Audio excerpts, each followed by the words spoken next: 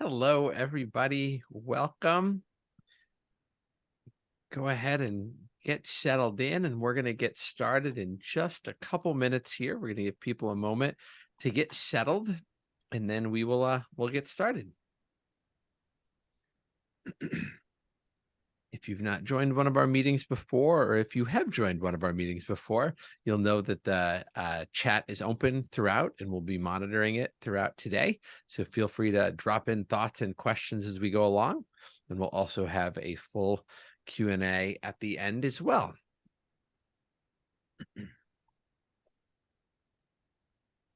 Mike, it looks like we got most people in, so maybe give it 30 more seconds, and then we'll get started here. Welcome, Sharon. Hi, John.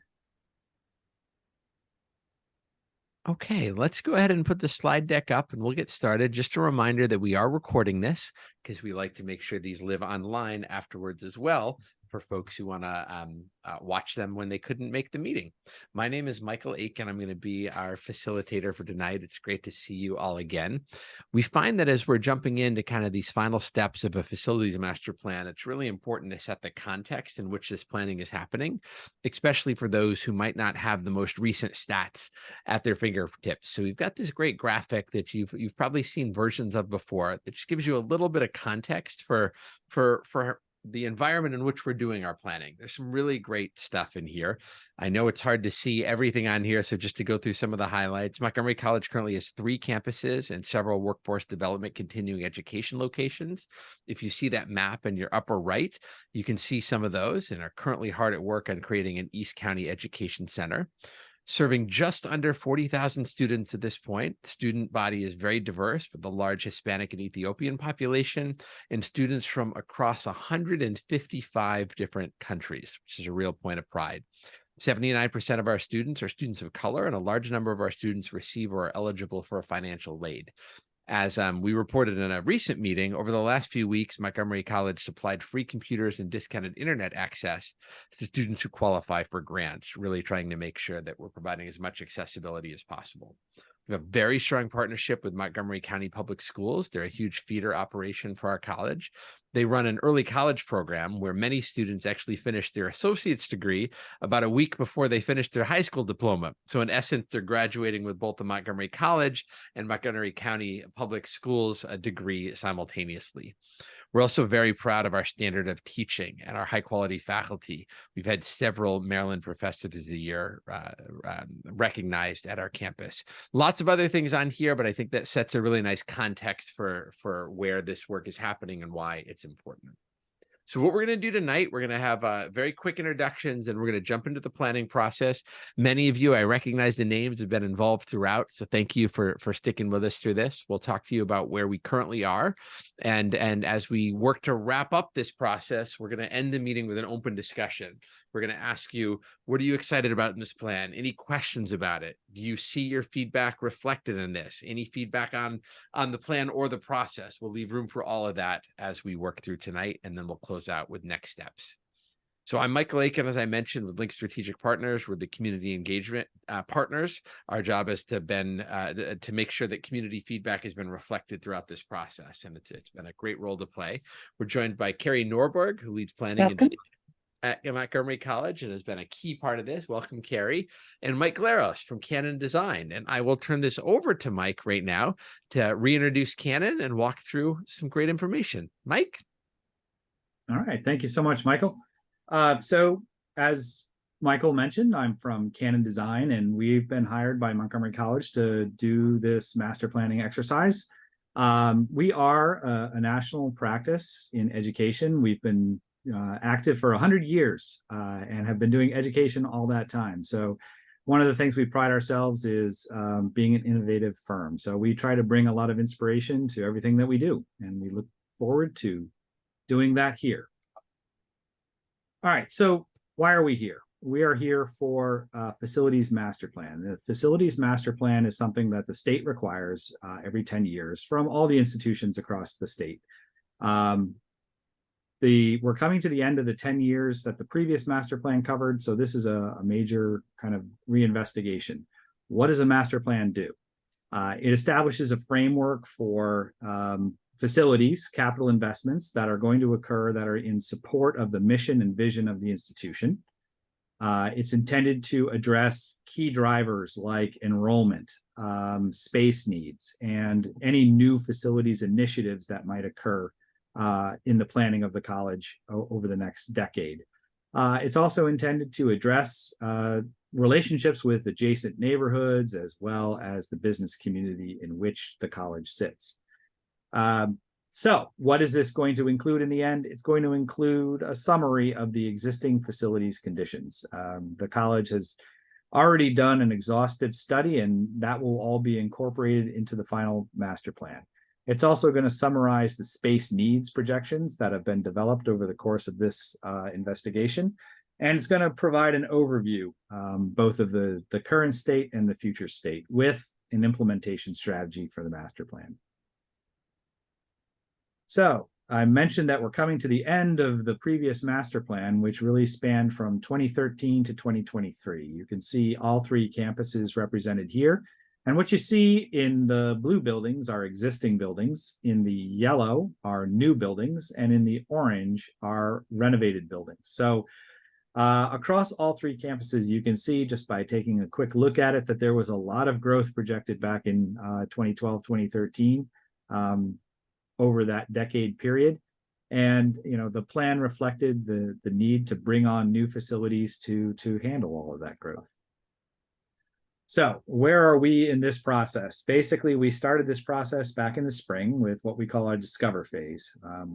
We held meetings like this to gather information from the community, from internal stakeholders. We read a lot of plans and documents that were provided by the college to understand the context of what we were doing. And as we got towards the end of the spring semester, we got involved in what we call the develop phase. During the develop phase, we really create some themes and concepts that are the overall organizing ideas behind the master plan.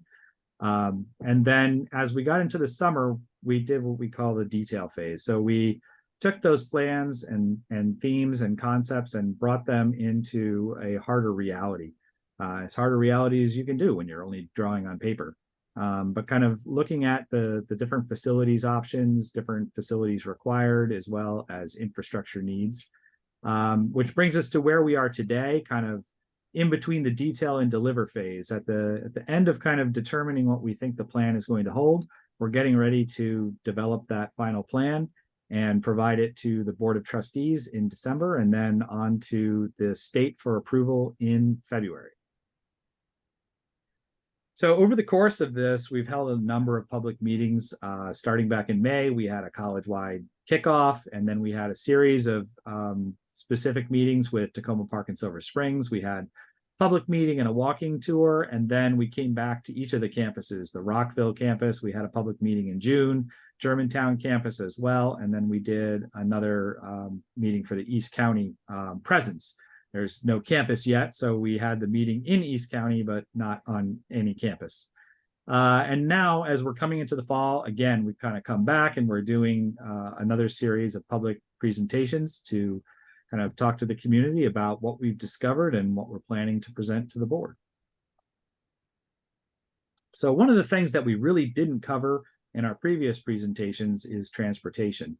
We were doing a lot of analysis at the time, and nothing had kind of been presented yet. So we thought we would at least catch you up on that.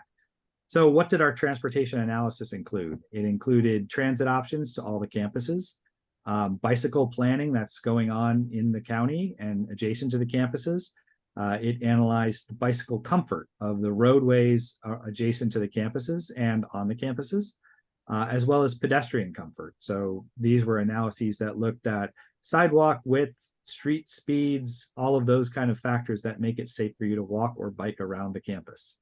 We also looked at the roadway networks, and then we did a parking survey, a transit survey, and traffic counts on all the campuses. And we'll give you a little summary of what we saw.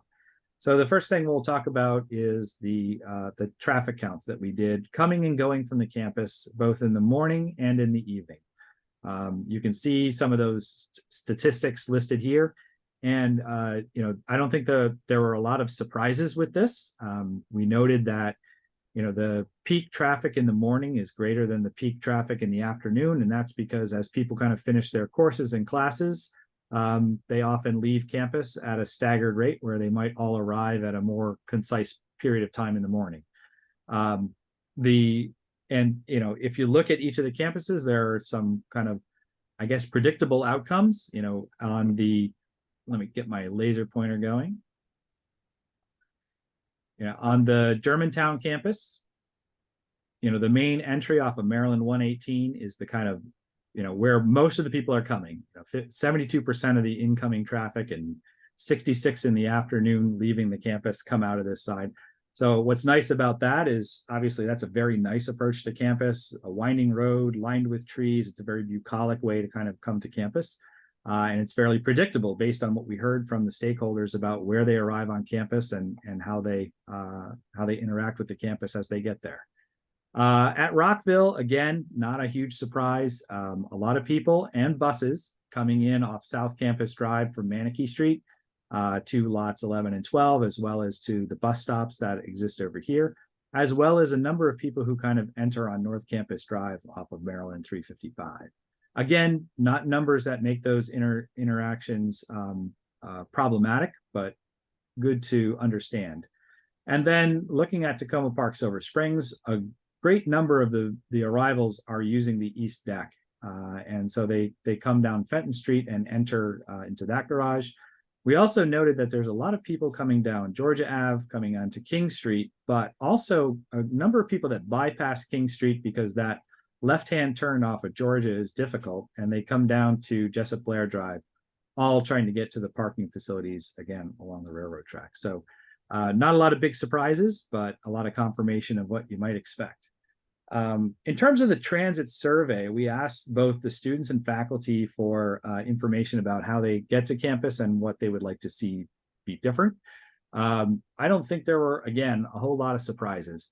On most of the campuses, the majority of students arrive via some kind of car or bus. That could be an Uber, it could be a parent drop-off, it could be a carpool, or it could be driving your own car. And another thing that is, was sort of readily apparent is that on the Takoma Park and Silver Spring campus, there was a higher ratio of people who used alternative transportation. So you can see that the walk and bike numbers are highest on that campus as compared to Rockville or Germantown, which are a little bit less of a dense environment. And those characteristics also played through in the faculty and staff survey.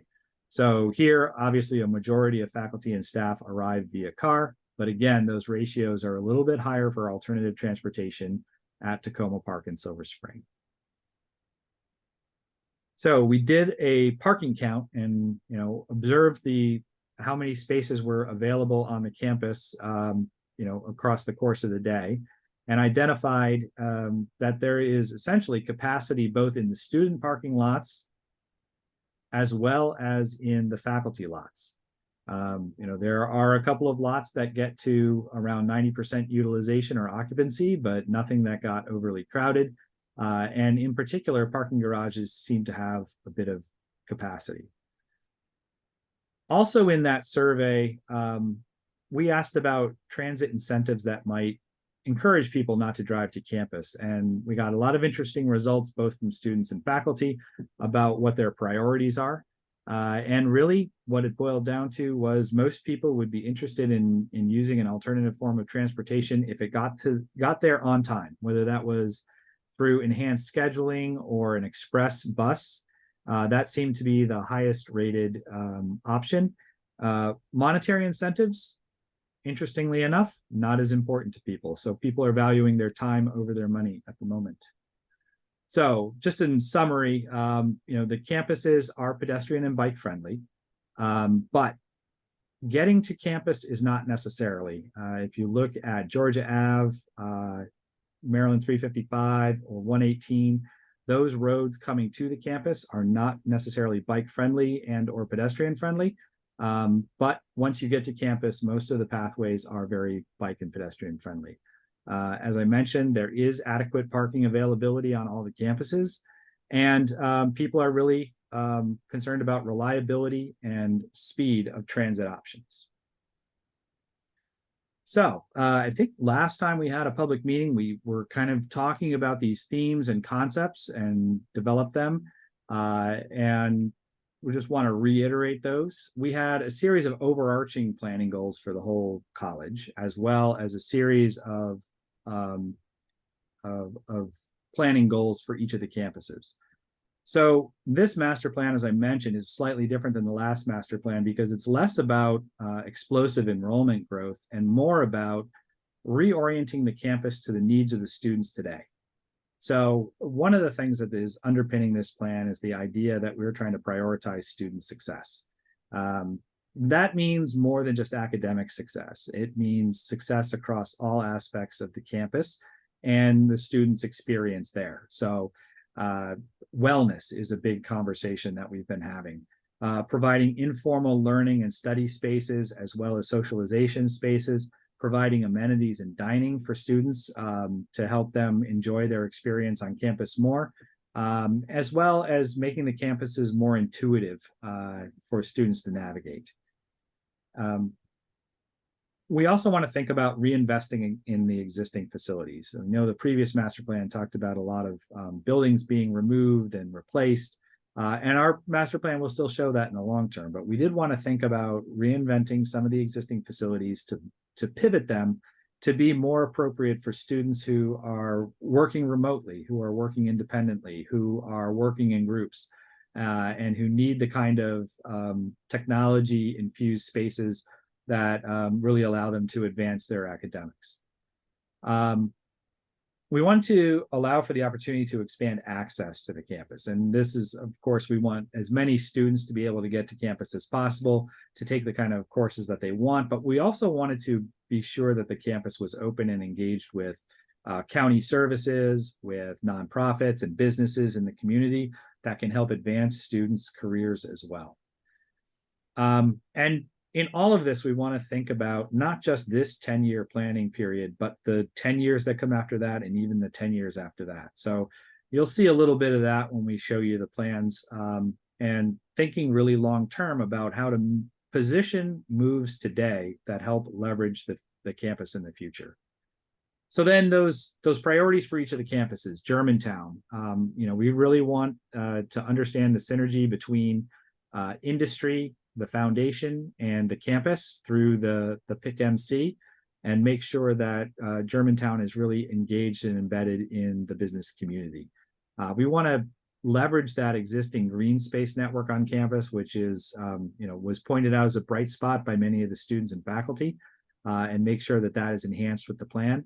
And we want to get the physical education building better utilized and more engaged in the campus. For Rockville, we want to enhance that pedestrian core. And it's been a great move over the last 10 years, as you'll see, with the removal of a building that really kind of opened up the center of the campus for a major mall. And we want to make sure that that kind of attitude is extended in the future. We do want to think about arrival and frontage as you come to the campus. The campus is set back a bit from the Rockville Pike, and getting a better experience as you move from transit into the campus is important.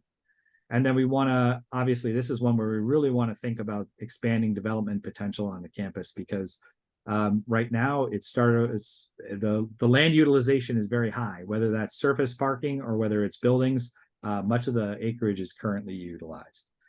And then for Tacoma Park and Silver Springs, we really want to enhance that campus core. There's been a lot of intervention on the campus over the last decade, and we want to make sure that things like tree cover, wayfinding, open space are all improved. And then we want to focus on student amenities, thinking about the dining experience on campus, the adjacency to town and gown-ish locations, as well as rec sports, which don't really exist on the campus today. We also want to think about kind of connecting to Silver Spring and leveraging some of the businesses that exist adjacent to the campus, and acknowledging the fact that the campus is also set in a residential and historic neighborhood that needs to be considered. So with that, let's take a look at the Germantown campus. This is what the campus looked like in 2013. You had a core of buildings around the central quad, and the the Paul Peck building had recently been purchased at that time. So since then, there's been a couple of major projects that have been undertaken.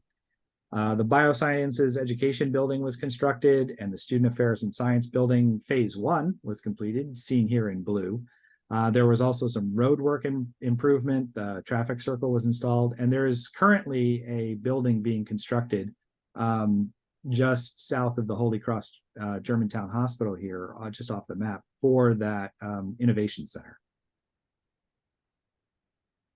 Excuse me. So when we start thinking about the planning here in Germantown, we're thinking about a series of sequences, and these sequences are sort of dominoes that where one project might allow the next project to happen and kind of sets up scenarios. We've broken it down into 3 sequences, 4 actually. So in sequence 1, the first step is really the Student Services Center. This building, which is sitting right here in dark blue, is really a new cornerstone for the campus. As we noted, a lot of people come into the campus kind of off Germantown Road here and up this tree-lined street. This project includes an improvement to the roadway, creating a traffic circle and connecting the various pathways through. And the building sits right at that intersection. So it'll be a new front door for the campus.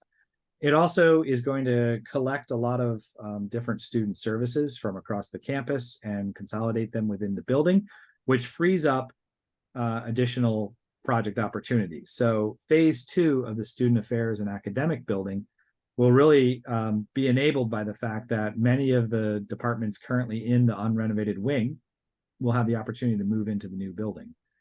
The HS building will also be partially vacated by that project, which will then allow for swing space to bring exercise equipment and things over from the PG building in order to expand and renovate that facility. One of the things that we're thinking about in this initial sequence is an improvement to the baseball field and stadium. This can happen independent of the other projects, and so it really is just a matter of timing the funding. One of the smaller interventions that we want to think about doing in the first few years of the project is actually a modest renovation where we really create a small space that opens the HS building out to the quad and creates a space that's really focused on the students, creating that kind of space that they can envision themselves in, and they can spend time, whether it's studying, taking a course, or socializing with friends. So sequence 2 is really expanding the campus over by the Paul Peck building. We believe at this time there will be a need to create a parking structure, so that would probably be phase 1 of this sequence. And in addition to that, an arts and communications building to expand the capacity of those academic programs on the campus. This would really help reshape your impression of the campus as you come up to the traffic circle that gets implemented with the Student Services Building. And then the third sequence, once those are completed, the Humanities Building would be able to be demolished and replaced with a building that is in better condition for starters, but also suited to the needs of students. And this would also allow us to renovate the Paul Peck building, as well as the high technology building where the cybersecurity program is located. We've also identified a location up by the kind of gateway to campus for potential student housing. So the college is interested in investigating the possibility of student housing on their campuses, and this would be an ideal location on Germantown's campus. So then we have another sequence that we call sequence A, because it's really a separate stream of events. And this one is really tied to development by the foundation related to industry and connections between academia and industry. So we've located a new building adjacent to the enterprise zone, which could be either related to science or math or health sciences, depending on what sort of industries begin to populate that new campus. All right, Rockville. So this is Rockville in 2013. You can see the campus is very dense. There's a lot of small buildings and a lot of little narrow passageways to kind of walk through campus. And major improvements that have happened over the last decade, the student service building, the new building and the demolition of the existing building have really opened up the campus and made it much more pedestrian friendly.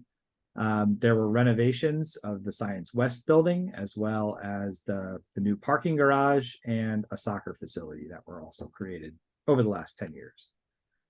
So looking forward, there are a few projects that we know are coming up in the next few years. There's a renovation of Macklin Tower, which is essentially the library component of Macklin Tower is going to be renovated. And that's really a focus that the college has made to make sure that students are able to have a space that's really suited to modern learning needs and styles.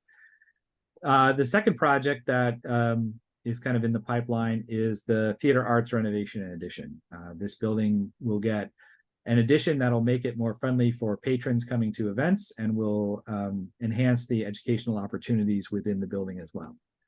There's a couple other renovations on campus, including the campus center, which will get renovations that were kind of enabled by the creation of the student services building, as well as an opportunity to create another student hub in the computer science building, which will open that building up to the mall and the new open space and create a space for the students to kind of engage both indoor and outdoor. Additionally, we're contemplating a major project for academic and wellness facilities. This would replace the existing physical education center. In most of it anyway. We're keeping the pool because that's been recently renovated, but it will create new gym space, new classrooms, new locker rooms, and new athletic venues, as well as begin to conglomerate student services associated with health and well-being, whether that's a counseling center or health education. Those kind of facilities could exist in here, as well as meditation spaces and multi-purpose spaces for community use. In conjunction with that, or perhaps separately, there's improvements to the track and field complex as well. One other thing you'll see noted here in this green hatching is a concept to kind of realign the forest conservation plan for the campus and enhance those forested buffered edges between the campus and the community, and allow them to kind of return to a more natural state. So looking at the second sequence, this really begins the development of South Campus, taking over lots 11 and 12 and enhancing the pedestrian core of campus. With this, there would need to be a new parking garage, as those existing parking facilities would be used and the capacity of the campus would be expanded. So that would be an early part of this sequence, which would then enable the development of the media and visual arts building, as well as a potential academic and administrative wrapper on the garage, so that the garage doesn't have such a physical presence in the campus. Additionally, during this sequence, we're really looking at expanding classroom and office space for the humanities by connecting the computer science building, making us a more efficient floor layout between the two buildings, and creating an archway that connects the Macklin Tower Library to the rest of the campus. And then in the third sequence on this campus, we're really looking at projects that are kind of the next phase of development.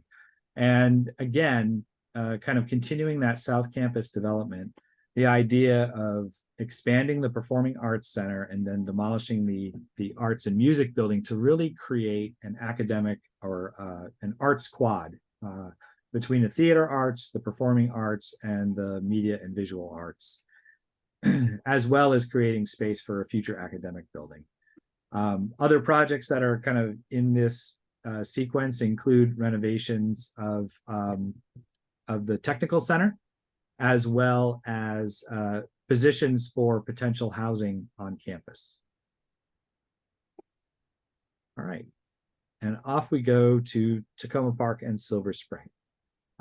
This is what the campus looked like in 2013, a lot of smaller buildings. And, you know, since then, there's been an opportunity to kind of consolidate math and science into the new Leggett building, which is currently under construction.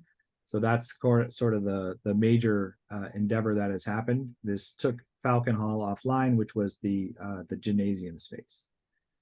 So looking at the first sequence on this campus, there's really an opportunity to replace Falcon Hall and create a new academic and wellness facility for this campus as well.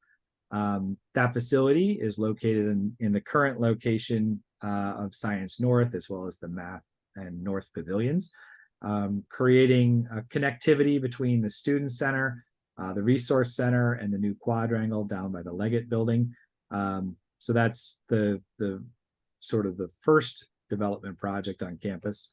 And then the second opportunity is Lot W1, which is currently off Burlington Ave, and is an opportunity to create a mixed use building with parking as well as residential and academic facilities above, you know, kind of filling out the Silver Spring side of the campus. One of the things you'll see here listed in sort of or shown in a dark green is an idea about really tying together the landscape on the campus, making some improvements that could extend from lighting to site amenities, to landscape and sidewalk patterns, to signage, to art, and obviously enhancing the tree cover of the campus. So a comprehensive plan for that. And then two locations on this campus where we're really thinking about creating those student hubs. The first is in the P1 building, which is the current location of the temporary library. Once the library is renovated in the Resource Center, it will open up an opportunity to kind of rebrand that space for student use and studying, as well as an opportunity down in the Commons building. Again, a small intervention now that the Leggett building is being finalized and there will be open space here, an opportunity to make that building a little more inviting for students and connect it to the open space network.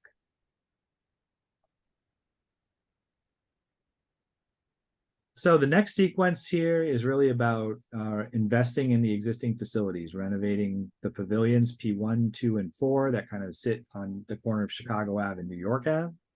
And then the final sequence is, should there need to be an expansion of the campus down the road, the idea of acquiring property along Fenton Ave to accomplish that and help pull the two sides of the campus together. So with that, that is the grand kind of plan at this point, and we are looking forward to your feedback. Oh, one more thing, East County campus. So, you know, we are kind of looking at the East County campus, but we acknowledge that there is a future planning exercise, which is coming in a year or two to really define this. So we're setting the context, and basically the context for that new campus, you know, it will include a holistic campus. So there will be all of the amenities and components of the other campuses. So it will be kind of an equal partner to the other campuses. That means there will be student services available. There will be dining available. There will be general classroom needs for all of the academic programs. But we are thinking about some potential connections to the between the academic functions and business community. So the sciences come up a lot. I mean, obviously the college has invested in STEM education over the last decade, and Montgomery County has exploded with that kind of employment and work. But the proximity to the FDA makes it an interesting option to focus on the sciences on this campus. Health sciences are, of course, a really growing industry, and there's a lot of demand for those jobs as well. So that's an area of growth that will need to be investigated.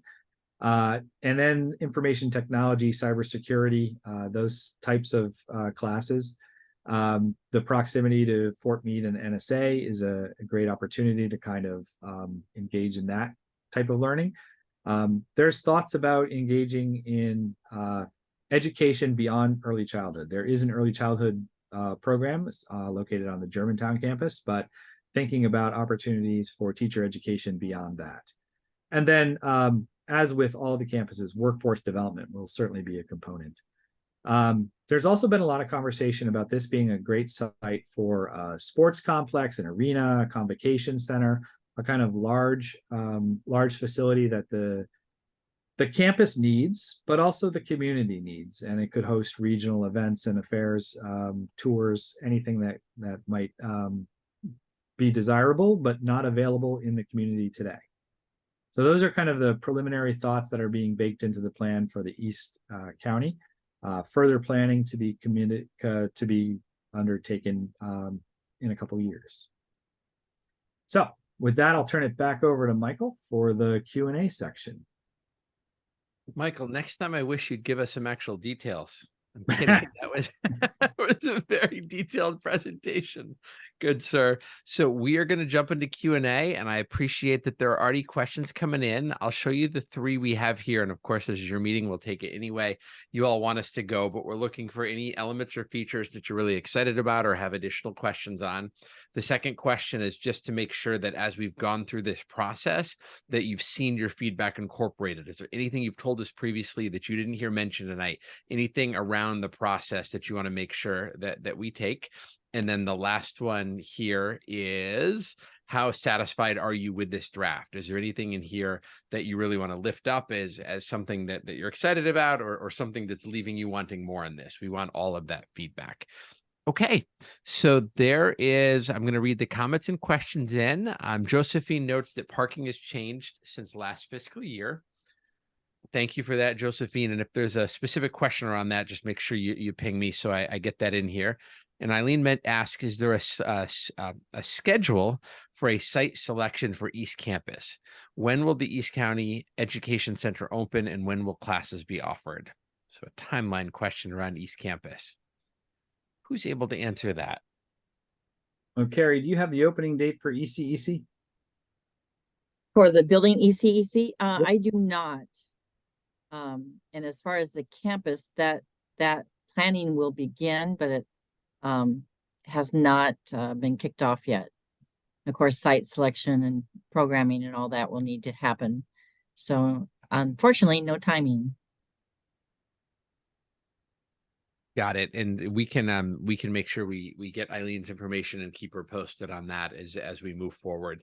I would imagine, and tell me if this isn't a fair assumption, the website where we put up all the other dates around development and all of that, we would put the dates around that process on that site as well as it comes about. Is that a fair assumption? I'm not quite sure, because Okay. that's the facility master plan, what you see is where we're at now in the Yep. process. And there has been some talk about creating a website for the East County campus, but I do not know where that conversation is right now. Okay, excellent. Sorry, my phone rang there.